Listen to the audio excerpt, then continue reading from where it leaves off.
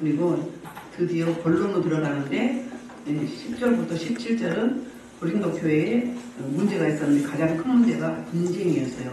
네 파로 갈라져서 서로 자기를 높이고 교만하는 일들이 있어서 그 부분들을 지적을 했었어요. 나는 누구 파라? 나는 바울파요. 나는 아볼로파요. 나는 게바파요. 나는 그리스도파다. 그래서 바울파는 교회 설립자로서 이제 근본이다. 우리 교회 고린도 교회 세워진 지. 그러니까 내가 정통이다. 또 아볼로파는 훌륭하게 강했고 설교를 너무너무 잘했어요. 말이 아름답고 그래서 홀랑 빠졌어요. 그래서 이 설교를 하면 이렇게 해야지. 그렇게 이들이 헬라인들이거든요. 고린도 교회가 헬라인들이에요. 헬라인들은 철학을 굉장히 최고로 여겼고 새로운 그 지식을 계속 갈망하고 갈구했어요. 그러니까는 그게 유행했어요. 그 지역이. 그런 지역이 고린도 교회 그 안에 고린도 교회가 있었거든요. 그래서 오늘 십자가에 대해서 설명을 하는데 지난 시간에 그렇게 분쟁하지 말라. 하나님의 교회가 너희 교회가 아니다. 너를 높이려고 있는 게 아니다. 이런 말씀을 했고요. 그리고 온전히 뭐가? 교회가 그리스도, 예수 그리스도로 하나님 아버지로 온전히 가르쳐야 된다. 다른 게 들어올 수 없다. 이 말을 했었어요. 오늘은 그러면 그 복음에 대해서 설명을 하거든요. 사실은 지난 시간은 좀 생뚱맞아요. 그런데 다 연결이 되어 있거든요. 오늘이 바로 본문이 십자가의 도에 대해서 설명을 하고 있어요. 십자가의 도가 무엇인가? 그럼 제대로 이제 가르쳐 주는 거죠. 18절 그 십자가의 도의 핵심 키워드. 자, 십자가의 도는 무엇인가? 멸망할 자들에게는 유별한 것이요 구원을 받는 자들에게는 하나님의 능력이다. 십자가는 멸망하는 자 그러면 안 믿는 자, 불신자 그들에게는 십자가의 도가 뭐죠? 멸망이라는 거예요. 왜? 안 믿으니까. 십자가의 도라는 이야기가 원문에 보면 로고스예요. 그러니까 십자가의 말씀, 하나님의 말씀. 십자가의 도가 무엇이에요? 무엇이 복음이에요. 복음. 복음이 뭘까요? 예수님이 행하신 일. 예수님이 이 땅에 오셔서 대속의 죽음을 죽으시고 그리고 사흘만에 부활하시고 그리고 승천하시고 보좌 우편에 계시다가 마지막 날 이 땅에 재림하신 재림 사건까지가 주님이 하신 일이고 그리고 그게 복음이에요. 복음. 십자가의 도가 뭐라고요? 복음이다. 복음입니다. 네. 그래서 이 십자가의 도를 왜 멸망하는 자, 안 믿는 자들은 왜 멸망하느냐? 안 믿으니까 어디 가는 거죠? 지옥 가는 거. 그들은 철학을 숭상한 거 철학 최고 학문으로 여기고 철학자들이 수두룩했어요. 이 악전이 어디서요? 아덴에서 이제 사역을 하다가 고린도로 왔잖아요. 같은 지역이거든요. 그러니까 이들은 자기네가 가장 지혜롭다고 생각을 했어요. 그래서 오늘 본문에 지혜라는 단어가 20번이 나와요. 20번. 그러니까 하나님의 지혜와 사람의 지혜. 너희가 어리석다고 하는데 하나님의 어리석음과 너희 인간의 어리석음. 그리고 너희 강하고 권력 있고 눈물 좋고 변론가고 말솜씨 좋고 수상하게 강하고 그런 자들과 어리석고 그리고 말주변이 없고 보잘것없는 인생들과 대조를 극명한 대조를 이루면서 설명을 하고 있거든요. 이들은 왜 그랬냐면 매일매일 새로운 학문을 새로운 철학을 새로운 지식을 갈구했는데 그런 자들이 그러니까는 지식과 지혜의 최고라고 여겼던 그 사람들이 구원의 길을 못 연다. 구원의 길을 안내하지 못한다. 그렇다면 이거는 최고 학문이 맞아요? 틀려요? 잘못된 거죠. 그리고 그들은 어떻게 생각을 했냐면 그 그리스 신화 그쪽의 철학자들은 그들이 섬기는 신관이 달랐어요. 우리는 하나님 이 땅에 찾아오셔서 우리와 동행하시고 임만을 하시고 우리와 대화하시고 우리의 기도에 반응하시고 서로 이렇게 연합하는 거잖아요. 그리고 우리의 모든 문제를 주님이 다 가져가시고 해결하신 거잖아요. 죄값을 치러주잖아요. 근데 그 이야기하면 이들이 왜 안 받아들였나? 어리석다고 생각을 했어요. 왜냐면 어디 그런 일이 있어. 신인데 최고인데 어떻게 인간의 대신 인간의 옷을 입고 있다는, 몸을 입고 있다는 거 보셔서 인간을 위해서 죽어줘. 그 있을 수 있는 일이야? 말도 안 되는 소리. 이렇게 어리석게 여겼다는 거예요. 미련하게 여겼다는 거죠.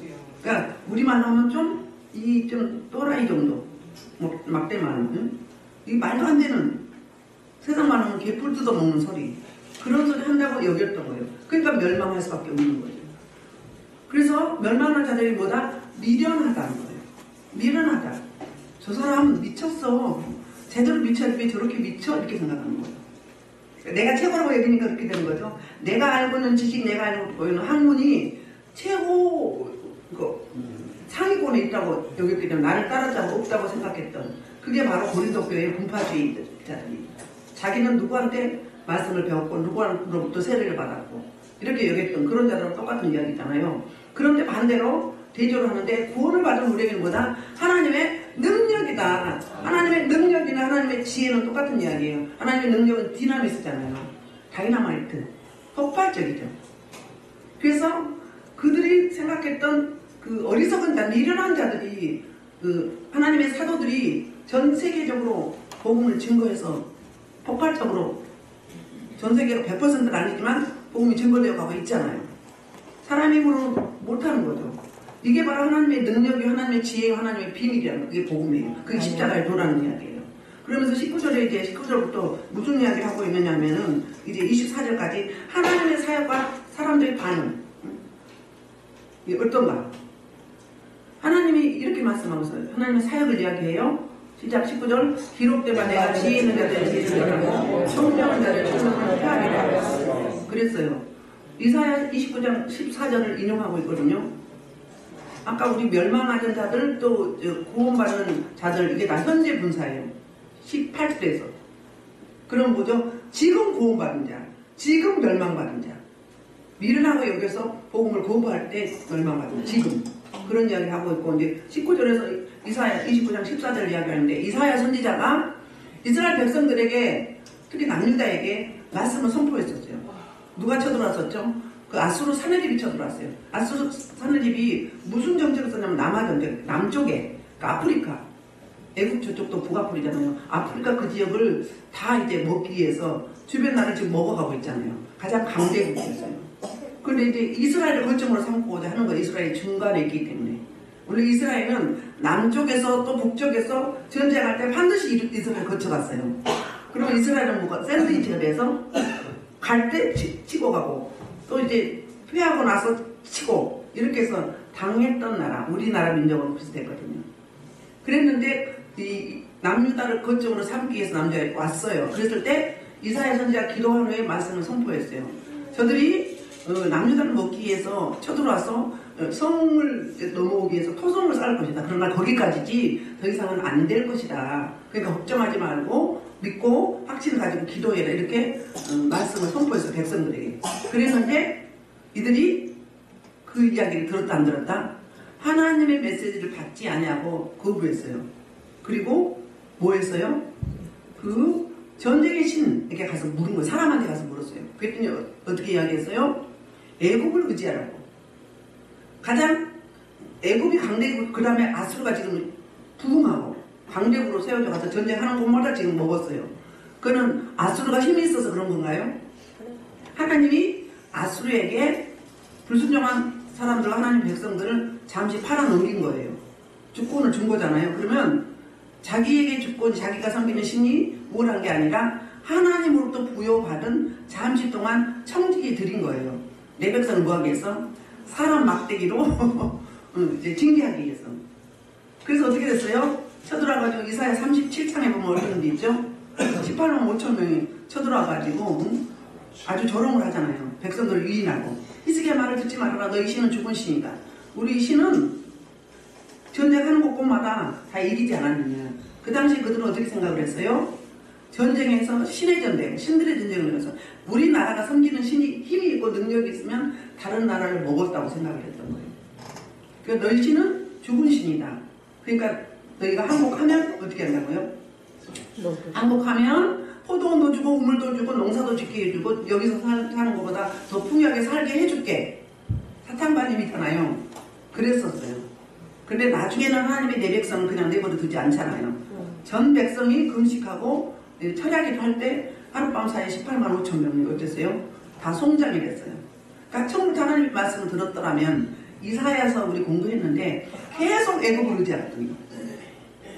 어디? 블레셋한테 어떻게 해야 되는데? 블레셋에게 항복을 해야 되는데 계속 애굽을 의지하는 거예요. 그러다가 나중에 에레미야서나 에스겔에서 보면은 처참하게 남유다가 패망하게 되는 꼴을 보잖아요. 끌려가지 않아도 되는데 전쟁 치어서 조공만 바쳐도 되는데 그러니까 호미로 막을 걸 뭘로 막은 거예요? 우리만 하면 사고로 막고 있었던 거예요. 그러니까 어마무시한 피해를 막강한 피해를 당하고 다시 하나님 앞에 돌아서는 거죠. 우리 인생이 그렇게 어리석어요. 그래서 이 이야기를 했던 거예요. 그러니까 너희 지혜 있다고 사람들의 지혜를 말하는 것도 내가 지혜인들의 지혜를 멸했다. 그러면 그 지혜를 뭐였냐면 가려버렸다. 가려버리니까 알아요? 몰라요? 우리 교회 오신 분들 이렇게 영이 깨끗하지 않거나 많이 가려져 있는 분들 어때요? 먹통이라 몰라. 아무리 말해도 못 들은 거예요. 언제 그랬니?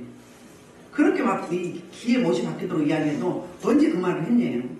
무슨 이야기예요? 못 들은 거예요. 혼미한 영이에요. 잡다한 영이라고. 혼미하고 잡다예요. 악한 세력들은. 그래서 무당이나 점쟁이들 보면 일관성이 없잖아요. 막 이랬다 저랬다 해 막 왔다 갔다 정신이 없어. 그거거든요. 뭐가 잡혀있으니까 그 주인이 뭐기 때문에 사단 마귀 원수의 쫄병이 귀신이 잡고 있기 때문에. 근데 성령의 사람은 어때요? 가만히 짧아도 하나님은 지혜와 지식의 근본이시잖아요. 그러니까 지혜로워지는 거예요. 그래서 너희가 철학자로서 최고의 학문을 가지고 있다고 너희 지혜롭다고 그러면서 이 설명을 하는 거예요. 내가 이런 사역을 하고 있어. 나는 이런 사역을 할 수 있어. 그 말을 이렇게 하는 거예요. 하나님의 사역이 내가 지혜 있는 자의 지혜를 멸하고 가려버렸고 그 지혜를 사용하지 못하게 하는 거예요. 올바른데 총명한 자들의 총명을 뭐하다? 폐하리라. 멸하고 폐한다. 똑같은 이야기로 가려버렸어. 그래서 어때요? 아무리 너희가 잘나고 똑똑하고 많이 배우고 잘난 체 해도 하나님 앞에는 뭐다? 손바닥 안에 하나님 손바닥 안에 있는 거예요. 우리 인생은 그렇잖아요. 그 이야기를 이렇게 하고 있는 거예요. 하였으니 20절 그래서 이렇게 말해. 내가 이렇게 너희들의 지혜를 가려버리고 멸해버리면 어떻게 된다? 지혜 있는 자가 어디 있느냐? 선비가 어디 있느냐? 이 세대의 변론가가 어디 있느냐? 하나님께서 이 세상의 지혜를 미련하게 하신 것이 아니냐 이야기를 하고 있거든요. 자, 우리 지금 20절 봤죠? 지혜 있는 자, 그러니까는 지혜 있는 자는 누구를 이야기하냐면 활락권의 철학자, 이방인들을 이야기하는 거예요. 너희가 지혜롭다고 하지 내가 지혜를 가리고 총명을 가려버리면 지혜로운 자가 없다 그 말이에요. 선비가 어디 있느냐? 선비는 어떤 사람들을 선비하는 서기관, 그 성경을 필사하는 사람들. 바리새인 중에서 그 서기관이 바리새인의 선생이에요. 70인역에서는 율법사라고 해요. 율법교사라고 해요.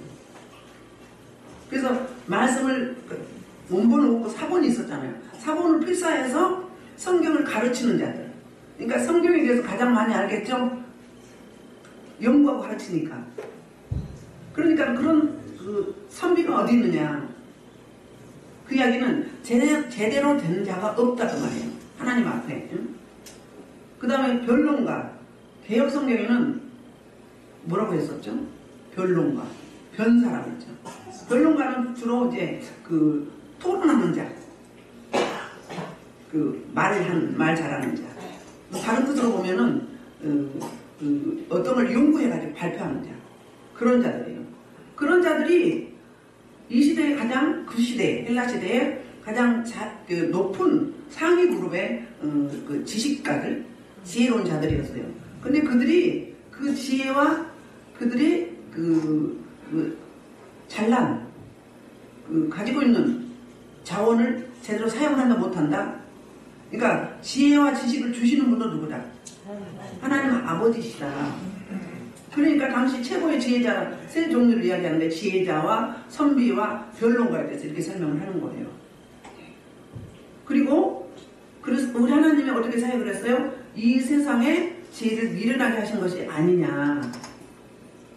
하나님이 그렇게, 하나님의 사역이 그렇다는 거예요. 그래서 21절 볼게요. 21절 하나님의 지혜에 있어서는 이 세상이 자기 지혜로 하나님을 알지 못하므로 하나님께서 전도에 미련한 것으로 믿는 자들을 구원하시기를 기뻐하시거든요. 아멘.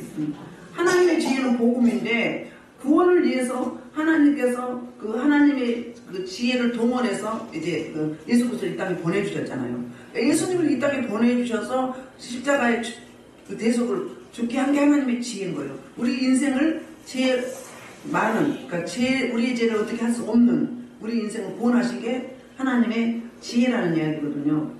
그래서 그 우리 하나님께서 하나님의 지혜에 있어서는 이 세상에 이 자기 지혜로 하나님을 모른다는 거예요. 그러니까 선비 그리고 또 누구? 지혜 있는 자 그리고 변론가, 이들이 가장 상위권 우위에 있는 철학자의 지혜자들이고 똑똑하고 잘났다고 말하는데, 그들이 하나님의 복음을 깨달아서 복음을 전할 줄 알았는데 들으려고도 하지 않고 깨닫지도 않고, 내가 못 깨달으니까 전할 수 있어요 없어요? 못 깨닫는 거예요. 그래서 하나님께서 뭐라고 이야기하냐면 오늘 그 전도에 미련한 걸 이야기하잖아요. 그럼 무슨 이야기죠? 그 이방인들이 어떻게 신이 인간과 똑같이 옷을 입고 와서 인간을 위해서 죽어줄 수 있느냐. 그게 너희가 그 말도 안 되는 그 웃음소리다, 미련하다. 그러니까 너희가 미련하게 여기는 걸 뭐라고요? 전도라고 이야기해요. 전도는 캐리건하거든요. 그러면 더 가깝게 번역하면 선포예요. 선포. 그래서 너희들이 우습게 생각하고 말도 안 된다고 여기고 더티하게 여기는 그 사람들을 통해서 내가 복음을 전파하게 하겠다, 이 말을 그렇게 하고 있는 거거든요. 우리 마태복음 11장 25절 한번 볼게요.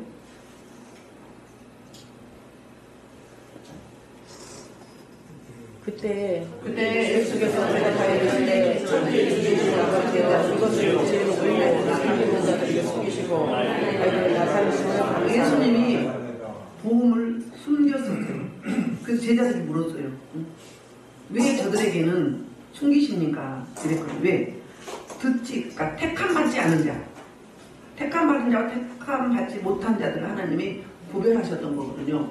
그리고 12장 38절 41절 보면 그때에 서기관과 바리새인을 몇 사람이 말하되 선생님이 우리에게 표적을 구하나이다. 예수께서 대답하여 이르시되 악하고 오만한 세대가 표적을 구하나 선지자의 연합하여 밖에는 표적이 없느니라. 그러니까는 그 헬라인들은 저기 그 복음을 받아들이지 않고 미련하다고 그랬고, 그리고 우리 그 유대인들은 표적만 구했어요.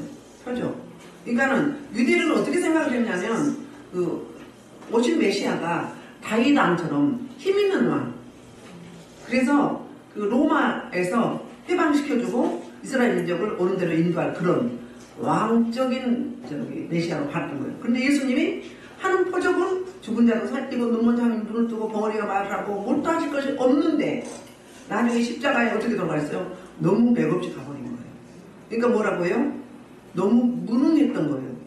그래서 그 당시 십자가는 뭐였어요? 가장 흉악범, 저주받은 자에게 신명기에서 그렇게 이야기하잖아요. 십자가에 달릴 십자가는 뭐라고요? 저주받은 자의 형벌이거든요. 가장 흉악범의 죄우지는 형벌이었어요. 그렇게 생각을 하고 다른 뭘 구하고 있는 거예요. 다른 메시아, 자기에게 맞는 메시아를 유대인들은 기다리고 있었던. 지금 유대교는 초림 메시아를 아직도 기다리고 있잖아요. 이미 오셨는데. 그러니까 우리의 그 왜곡된 사고, 왜곡된 생각, 우리의 속담, 이런 부분이 얼마나 어리석어요. 우리가 그렇잖아요. 유대인들이 그런 게 아니에요. 우리는 말씀 있고 예수님 이후의 시대고 성령의 시대고 성령이 조명을 하시기 때문에 우리가 좀 아는 거지, 그 당시에 우리도 주님이 오셨다면, 우리에게 철임하셨다면 그렇게 받아들여질지 똑같은 입장일 수 있어요. 그래서 우리 주님께서는 그 세상의 지혜를 어떻게 한다? 미련하게 하셨다는 거예요. 세상의 지혜. 하나님의 지혜와 세상의 지혜. 이방인들 말하는 거예요. 세상의 지혜는. 그래서 그 세상의 지혜, 그러면 그들이 가장 우월하게 여겼던 철학을 이야기하거든요. 그런데 하나님이 그들을 어떻게 한다? 전도에 미련한 것으로 믿는 자들을 구원하시기 기뻐하셨다. 그러니까 그들이 못 깨닫고 그들이 복음을 주지 못하니까 내가 그렇게 최고의 학문을 가졌다면 구원의 길을 제시를 해야지 왜 제시를 못하니? 그러면서 너희가 미련하게 여기는 어리석은 자 같은 그런 하나님의 백성들 처음엔 누구? 12제자 그 다음에 120문도 구약시대에는 누구? 구약시대의 왕이나 제사장이나 누구? 선지자나 사사에게 특별히 기름을 부어줬죠. 예수님이 그러니까 복음이 간단한 말로 하면 뭐예요? 예수는 그리스도다. 그게 복음이에요. 예수가 그리스도다. 예수는 사람 이름이잖아요. 그리스도는 뭐예요? 기름 부음 받은 자. 그러니까 사역적으로 기름 부음 받은 자. 그럼 무엇을 위해서 기름을 부음 받았는가? 예수님이 우리 인생의 대속 제물로 기름을 받은 거예요. 그러니까 우리 인생을 구원하시기 위해서 그 사명을 받고 오신 거예요. 그러니까 복음이 무엇인가 그러면 딱 간단한 말로는 그 예수는 그리스도시다. 그다음에 그 복음의 내용을 보면 십자가 죽으심과 부활과 승천하시고 부적전에 계셨다가 마지막 때 재림하신 재림 예수 그게 복음의 내용. 그리고 복음은 십자가의 도구 하나님의 지혜 하나님의 비밀인데 그게 바로 뭐다? 예수는 그리스도다. 그렇게 기름 부음 받았다. 저와 여러분도 기름 받으셨죠? 성령 우리가 영접기도 하면 그때 성령이 우리 안에 오시잖아요. 오셔서 우리를 뭐하죠? 통치하셔요. 에베소서 5장에서 너희는 성령의 매일매일 충만을 받으라고요. 술에 취하지 말고 세상에 취하지 말고 성령의 이끌림을 받아라. 성령의 지도와 이들을 받아라. 그럼 어때요? 이 당시에 지금의 최고의 석학들도 당할 수 없는 하나님의 지혜가 저와 여러분에게 기름 부어 주셨기 때문에 똑똑할 수밖에 없는 거예요. 어리벙벙하다 그럼 뭐예요? 아직 성령의 충만함을 못 입었다는 거예요. 뭐가 충만하다? 육신이 충만하기 때문에 세상이 충만하기 때문에 그래서 우리는 매일매일 충만해야 돼요. 성령의 충만. 내가 충만하면 이렇게 분파지가 일어날 수밖에 없는 거예요. 서로 패갈릴 수밖에 없어요. 근데 성령이 충만하시면 어때요? 주님의 마음, 주님의 성품성의 품성, 주님의 속성이 우리를 통해서 밖으로 출될 수밖에 없는 거예요. 왜? 인력들이 출력되기 때문에. 그런 일들이. 21절 그래서 다시 설명을 해요. 유대인은 뭘 구해요? 표적을 구하고 헬라인은 지혜를 찾는다고 했어요. 아까 마태복음 12장 38절 41절에 그 이야기 하고 있었죠. 유대인은 뭐예요? 다른 예수를 기다리면서 계속 표적만 구해요. 그래서 예수님이 뭐라고 이야기했어요? 연하의 표적밖에는 더 보여줄 표적이 없다. 보여줘도 계속 표적만 구하는 거예요. 그리고 그럼 봤으면 깨달았으면 메시아인 줄 알고 죽게 돌아와야 되는데 돌아오진 않고 다른 메시아를 기다리고 있으면서 표적만 구하는 거예요. 사람 약 올리는 거예요? 뭐예요? 그렇잖아요? 그 하나님의 손길, 예수님의 손길을 거부하는 거잖아요. 구원의 손길을. 그래야 멸망당하지. 그럴 수밖에 없잖아요. 근데 신명기 30장에 보면은 생명과 사망, 복과 저주를 하나님이 손에 쥐고 계세요. 지금도 쥐고 계시잖아요. 우리한테 뭘 주셨어요?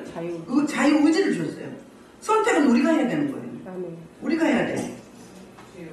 그러니까 그 지혜자들이 복음을 깨닫지도 못하고 안전하니까 하나님이 다른 대안으로 그들이 미련하게 여기고 어리석게 여기는 약한 자, 가난한 자, 미련한 자, 낮은 자, 천한 자 이런 사람들을 들어서 복음을 전했어요. 12사도가 다 어디 출신이에요?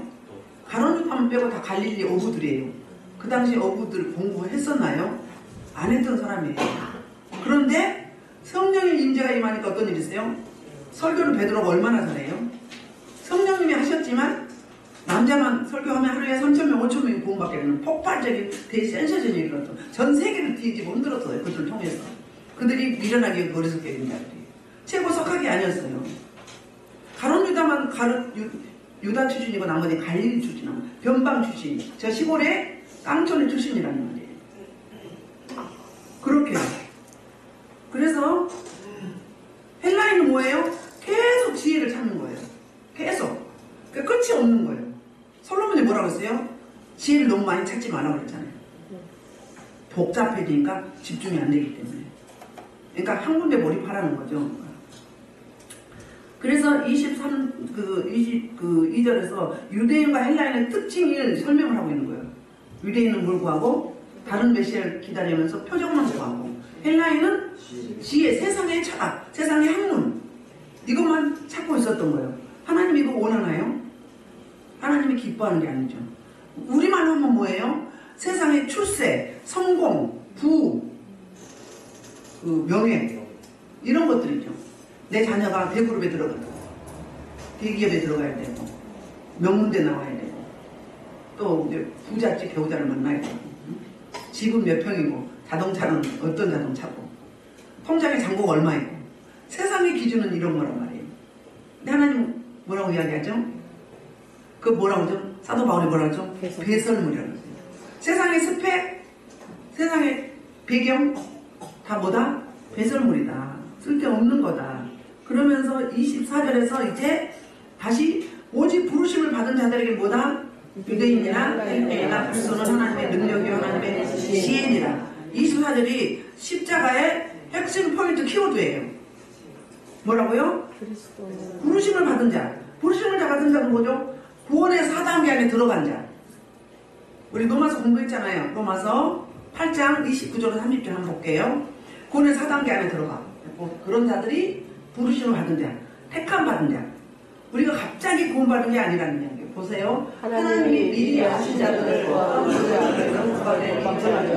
하나님이 우리가 창조 전에 미리 우리를 아시고 정하셨어요. 뭐 하려고? 구원하시려고 자기 자녀로 정했다는 거예요. 그래서 그런 많은 형제자매를 말하게 되게 하심이라 30절 또 미리 정하신 그들을 하나님의 때가 되니까 그래서 부르셨어요. 제가 알기로 이 단계 지금 부름 받은 거죠. 하나님의 자녀로 부름 받았어요. 부르신 그들은 또 어떻게 한다? 의롭다.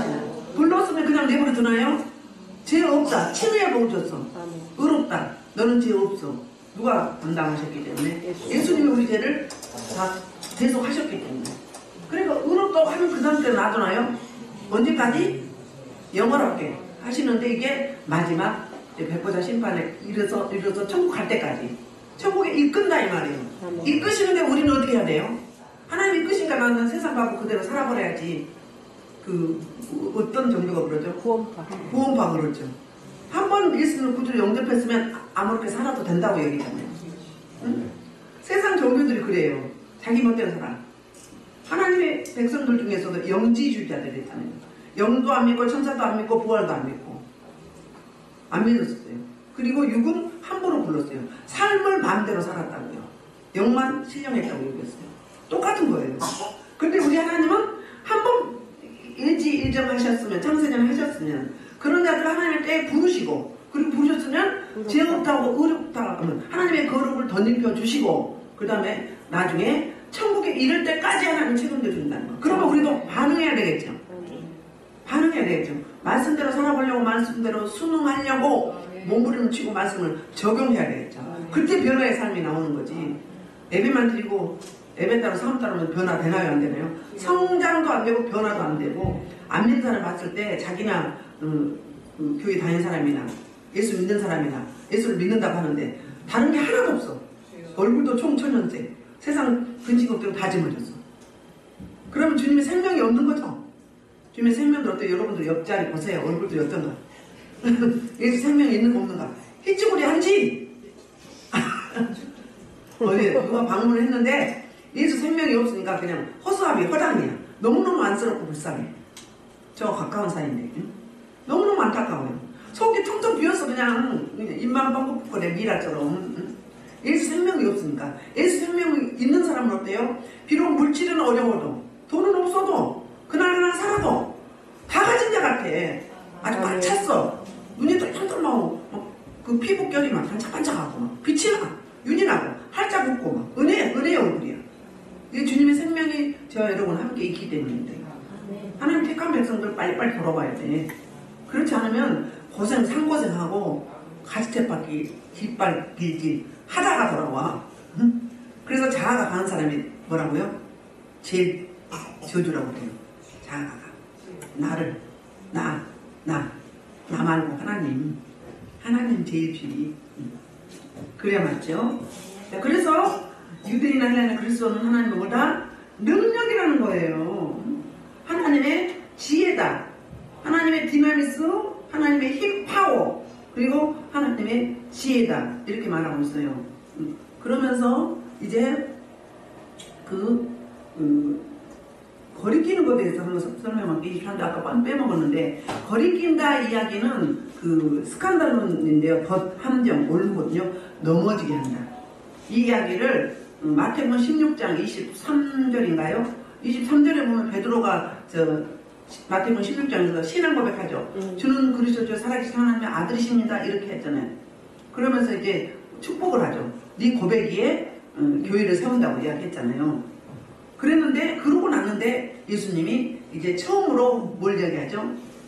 십자가에 고난받고 죽고 3일 만에 부활한다고 했을 때 베드로가 딱 막으면서 안 됩니다. 주님 안 되지요. 막았어.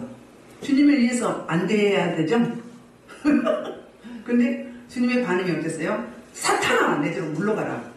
너는 나를 뭐한다? 넘어지게 하는 자. 넘어지게 하는 자다. 베드로전서 2장 8절에서도 그 부딪히는 돌이라고 그래요. 부딪히는 돌. 유대인들은 이 십자가의 도가 복음이 부딪히는 돌이었어요. 부딪히는 걸림돌이었어요. 아멘. 근데 저와 여러분은 부르심을 받은 자, 구원의 4단계 아니고 구원의 서정 안에 들어간 자들은 어때요? 이렇게 인도함을 받는다는 거예요. 25절부터는 무슨 이야기를 하고 있는가? 25절 바로 그 하나님의 설명과 그리고 평가 사역이 함께 나오거든요. 25절 다시 설명합니다. 하나님이 어리석음이 사람보다 지혜롭고 하나님이 약하심이 사람보다 강하다. 여러분 하나님이 어리석나요? 아니죠. 하나님이 약하시나요? 아니죠. 그런데 헬라인들이 하나님은 어리석다고 생각을 했어요. 그러니까 하나님의 기준이 아니라 사람 너희가 나를 어리석다고 하는데 너희가 어리석다고 여기는 이 어리석음이 너희들의 뭐보다 지혜로움보다 훨씬 우월하다 하늘과 땅 차이죠. 그리고 하나님의 약하심이 사람보다 강하다. 유대인들이 하나님은 약하다고 생각했어. 맥없이 십자가에 죽었어. 근데 부활하셨잖아요. 사망 권세 이겼죠. 승리하신 거잖아요. 그런데도 그들은 부활을 안 믿는 거잖아요. 이런. 그러면서 26절 형제들아 너희는 부르심을 보라. 자, 육체를 따라 지혜로운 자가 많지 않냐며 능한 자가 많지 않냐며 문골종 자가 많지 아니하도다. 세 부류들 지혜로운 자 누구 말해요? 그러니까 육체를 따른 세상적 기준 아래에서 세상 기준으로 봤을 때 이 이야기를 하는 거예요. 지혜로운 자 헬라 철학자를 이야기해요. 그런데 이들이 뭐다? 많지 않다. 너희는 보기에 너희가 많은 것 같지? 주님 앞에 오면은 그게 쓰레기이기 때문에 많지 않다. 그 다음에 능한 자. 능한 자는 무슨 이야기를 하고 있냐면 힘 있는 자, 재력이 많은 자, 경제계, 정치계통에, 법률계통에, 권력자들, 힘 있는 자들, 리더자들, 그런 자, 그런 파워를 가진 자들, 그런 자들이 많지 않다 그 말이에요. 문벌 좋은 자, 문벌 좋은 자는요, 이거는 그 혈통이에요. 혈통 좋은 집안. 그러니까 왕족들. 그 다음에 옛날에 헬라 시대에 뭐 있었어요? 그 귀족들 있잖아요. 귀족들. 그런 가운데 태어난 노얄 패밀리들. 그런 자들이 많지 않다는 거예요. 너희 보기에는 많은 것 같지만 지혜로운 자, 능한 자, 문벌 좋은 자. 그러니까 똑똑한 자, 힘이 있는 자, 그 다음에 좋은 혈통에, 좋은 가문에 태어난 자. 이런 자들이 많지 않다. 27절 그런데 반전이죠. 그러나 하나님께서 이런 걸 택하사 지혜를 그렇게 하시고 세상의 약한 걸 택하사 강한 걸 그렇게 하려 하시며 아멘. 27절 26절 세 부류들을 거명하면서 이렇게 비교하고 있는 거예요. 극명한 대조를 이루는 이 부분은 우리 미련한 자를 들어서 지혜로운 자를 부끄럽게 하시죠. 아멘. 옛날에 그랬다고 합니다. 청계산에서 실제로 글씨를 모르는데 초등학교도 안 다녔어. 근데 하나님의 영이 임해서 예언을 그렇게 잘했대요. 바위 밑에서. 하나님의 집 사라고 해도 안 사는 거예요. 근데 이제 수많은 목사님들이 거기 와가지고 응답 받고 갔대요. 글씨 모르는 사람 앞에서. 권사님들 기도 많이 하신 분들은 엄청 지혜로우시잖아요. 이 시대 2대 목사님들 보면 그렇잖아요. 그 어머니 목사님이 글씨도 모른대잖아. 그런데 늘 기도하니까 성령의 임재가 있어서 지혜로워지고 목회의 길, 사역의 길을 제시해 주는 거잖아요. 드보라 여선지자가 어떻게 했어요? 사사가 힘으로 한 게 아니었어요. 예언의 능을 하나님 예언의 기름을 부어주셔서 그 예언을 통해서 나라와 민족을 다스렸거든요. 그렇게 여러 방법으로 여러 방향으로 그렇게 하시죠. 그래서 우리는 약한데 하나님께서 지혜를 주시는 것 어때요? 미련한데 지혜로운 자를 부끄럽게 하시고, 그리고 또 우리는 정말로 약한데 강한 자를 부끄럽게 하시고, 그리고 28절 보면 세상에 천한 것, 멸시받는 것, 없는 것들. 28절은 그 문벌 좋은 자에 대한 세 가지를 설명하고 있어요. 뭐 천한 자, 멸시받는 자, 없는 것. 택하사 있는 것들은 뭐하다? 폐하려 한다. 있는 것들을 가려버린다. 있는 것들을 능가해버린다. 그런 이야기를 하고 있어요. 그 이유는 뭔가? 그 이유를 설명하는데 29절 아무 육체도 하나님 앞에 아멘. 그러니까 세상의 지혜를 가리우고 총명을 패하고 세상에 힘있고 권력있고 능력있고 좋은 가문에서 좋은 배경에서 태어나서 지금 누리고 있는 그런 자들을 되게 무슨 얘기 하는 거예요? 하나님 앞에서 자랑하지 못하게 하시려고 약한 자들로서 강한 자를 부끄럽게 하고 미련 자들로서 지혜로운 자를 부끄럽게 하시고, 그리고 또 뭐죠?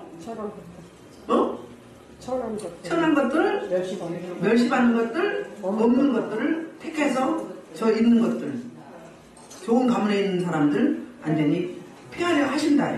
그러면서 뭐 너희들 드러내지 말고 하나님을 드러내야 된다 그 말이에요. 편가르게 하지 말고 분파주의 하지 말고, 그러니까 교회는 하나님의 교회, 하나님의 몸되신 교회이기 때문에 하나님 앞에 무릎을 꿇어라. 하나님 앞에 모여라. 하나로 하나 되라. 너희들 높이지 말고, 그 이야기를 이렇게 하고 있는 거예요. 그래서 이제 고린도서 13장 4절 한 번 더 볼게요. 그리스도께서 약하심을 십자가 못 박히셨으나 하나님의 능력을 하시니 우리도 부활해서 약하나 너희를 하나님의 능력으로 구하게 살리라. 아멘. 부활의 주님을 이야기하시는데 뭐예요? 십자가 못 박혀 돌아가실 때는 정말로 무능력하고 힘이 없어 보였지만 부활로 승리하셨죠. 그리고 우리도 약한데 주님과 연합하는 거 어떻게 돼요? 강한 자로 저들을 다스릴 수 있게 되는 거죠. 그래서 이제 30절, 31절은 무슨 이야기 하고 있냐면 우리 인생의 출처가 어딘지, 우리의 근본이 어딘지 이야기하고 있어요. 시작 30절 너희는 하나님으로부터 나서 그리스도 예수 안에 있고 예수는 하나님으로부터 나서 우리의 지혜와 의로움과 거룩함과 구원함이 되셨으니, 그러니까 하나님으로부터 나서 그 이야기는 무슨 이야기예요? 하나님이 백성을 그리스도 안에 있게 하시는 궁극적인 도민이 된다 이 말을 하고 있고요. 또 예수님이 뭐라고 했어요? 예수 안에 있고 예수는 하나님으로부터 나와서, 이 이야기도 뭐예요? 예수는 하나님으로부터 나왔다 그 이야기는 그리스도의 궁극적인 출처가 어디다? 하나님이다. 저와 여러분의 출처가 어디다? 하나님이다. 그러니까 하나님과 예수님은 동등한 분이신데 삼위일격을 보자면 하나님 근본, 그러니까 하나님의 본체에서 성자 예수님이 나오셨고 그 성자 예수님에게서 우리가 나왔잖아요. 그래서 우리가 주님과 연합해야 되고 하나님과 연합해야 되죠. 그렇게 될 때 우리에게 뭐예요? 지혜와 의로움과 거룩함과 구원함이 되셨다는 거예요. 그렇게 해주셨다는 거예요. 우리 힘이 아니라는 거예요. 우리 노력이 아니라, 우리 행위가 아니라는 거예요. 순전히 하나님의 무한하신 은혜다. 거저주시는 선물이라는 거예요. 이걸 깨달은 자가 어떻게 되느냐? 그게 31절. 기록된 바 자랑하는 자는 주 안에서 자랑하라. 함과 같게 하려 합니다. 에레미야 9장 23절인데요. 그러니까 너희 자랑하지 말고 나는 누구한테 사사받았다, 누구 제자다, 이걸 내세우지 말고 뭘 자랑하라? 꼭 자랑하고 싶으면 누구만 자랑하라? 하나님만 자랑하라. 사도 바울이 고린도서 15장에서 이 이야기하죠. 나는 다 하나님의, 내가 내다는 것은 누구다? 하나님의 은혜라고 이야기하죠. 저와 여러분은 다 하나님의 은혜이기 때문에 그 은혜로 여기까지 온 거잖아요. 아멘. 아멘. 그러니까 자랑하지 말라는 거예요. 자랑하려면 누구만 자랑하라? 하나님 아버지 예수 그리스도 성령님 이 삼위 하나님만 자랑해라. 그래서 이렇게 편을 가르고 사람을 판단하고 정죄하고 시기하고 질투하고 수근수근하고 남을 나보다 낮게 여기지 않고 비하한다면 하나님과 예수님과 성령님을 비하하는 거고 무시하는 거다. 교회를 무시하는 거다. 교회는 하나님이 하십니다. 하나님이 운행하세요. 사람들이 한 것 같지만. 그래서 저와 여러분이 오늘 말씀을 정리하면 바로 말씀을 딱 핵심을 잡으면 아무리 이 땅에서 그 지혜 있고 최고의 학문을 가지고 있고 최고의 수법을 가지고 있고 최고의 배경을 가지고 최고의 재력가고 최고의 힘 있는 정치계, 재력, 재계, 경제계 그리고 그 법조계 있다 할지라도 그것은 주님 안에보다 먼지와 같다. 그러니 자랑하지 말고 누구만 높이라? 하나님을 높이라. 가장 교만한 자를 우리 하나님이 어떻게 하죠? 멸시하시고 교만한 자를 심판하시고 교만한 자를 멀리하시고 겸손한 자에게 은혜 주시고 겸손한 자를 가까이 하시고 겸손한 자를 사랑하시는 그 하나님을 우리가 유념하시면서 우리 하나님이 매일매일 이 고린도 전서를 공부하면서 각자 내 자신을 적용해보는 그 시대에 그랬겠지 아니라 우리 이야기고 지금 현재 우리 한국교회와 우리 한국교회 모든 문제가 고린도 교회에 다 있었던 거예요. 인생사의 문제가 여기에 다 있는 거거든요. 저와 여러분은 나를 적용해서 내가 변화하려고 하는 그 말씀과 기도로 그 거룩함을 덧입어서 몸부림치는 저와 여러분 되기를 주의 이름으로 축복합니다. 이 말씀 듣고 주의 일창으로 기도하시겠습니다. 이분만 주여